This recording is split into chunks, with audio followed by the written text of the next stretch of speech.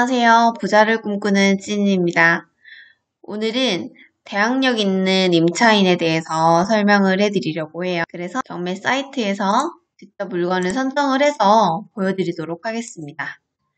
일단 저번에 제가 말씀드렸던 무료 경매 사이트고요. 여기서 대항력 있는 물건들만 검색을 해서 한번 보여드리도록 할게요. 이렇게 설정을 하시고요. 일단 저희는 쉬운 아파트로 검색을 해서 찾아보겠습니다.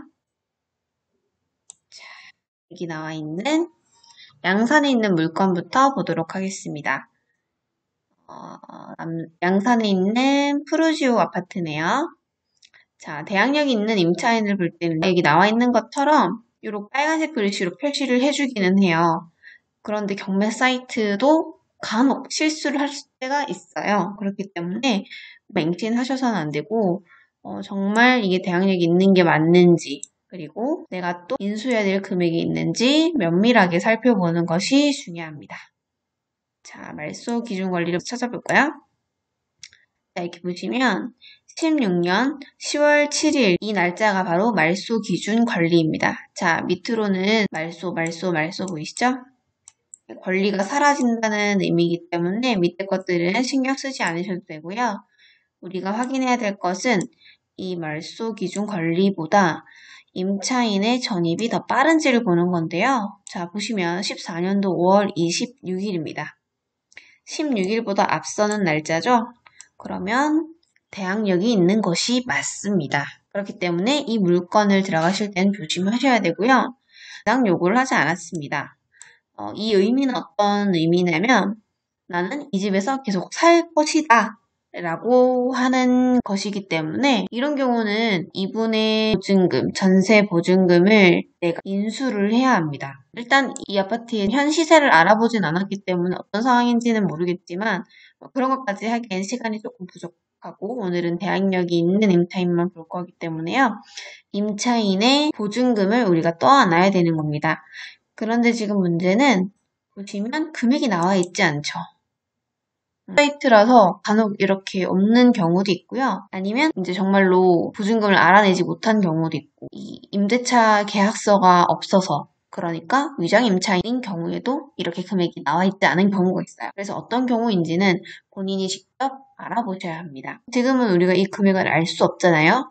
예를 들면 전세 세입자인데 1억 혹은 2억이 될 수도 있죠. 그러면 그 금액 플러스 이 금액까지 낙찰가까지 우리가 떠안아야 되기 때문에 굉장히 높아지는 금액으로 낙찰을 받는 경우가 생길 수도 있습니다. 그렇기 때문에 대항력이 있는 임차인의 물건을 들어갈 때는 정말 조심해서 면밀히 파악하신 다음에 들어가셔야 합니다. 그래서 어쨌든 이 물건은 결론적으로는 위험할 수 있다라고 결론을 지을 수 있겠네요. 두 번째 물건 보겠습니다.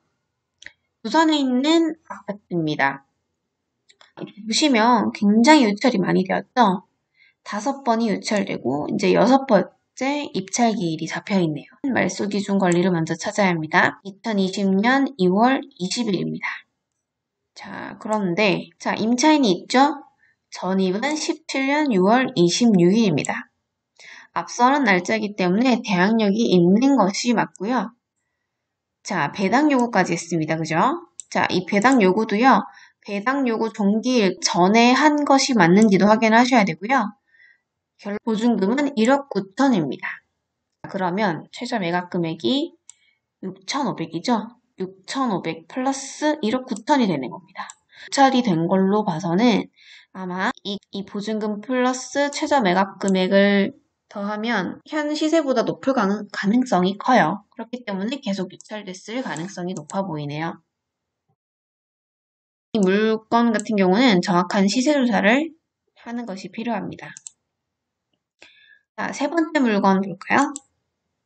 강원도에 있는 아파트입니다. 최저 매각 금액은 9,400만 원이고요.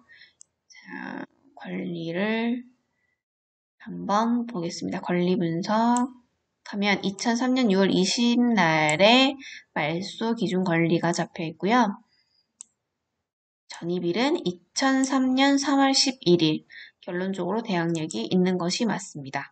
자, 그렇다면 우리는 이 보증금을 인수를 해야 합니다. 하지만 금액을 알 수 없어요. 그죠? 일단은 위험해 보이네요. 그렇기 때문에 보증금이 얼마인지 파악을 하신 다음에 입찰에 들어가셔야겠어요.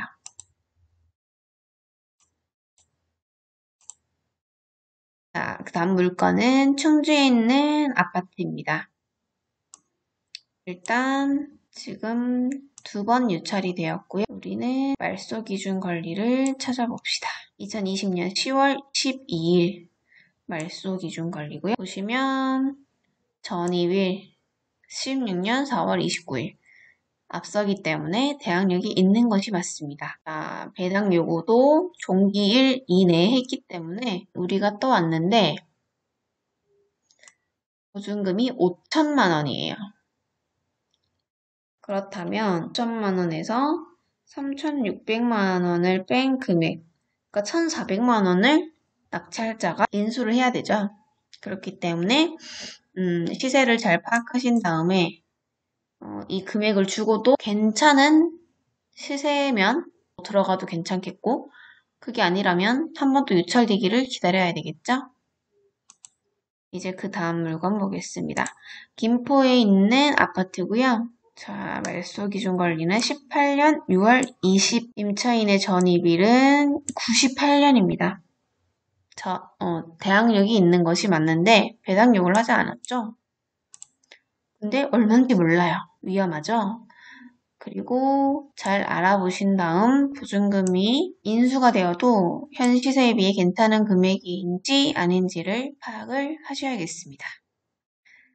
네.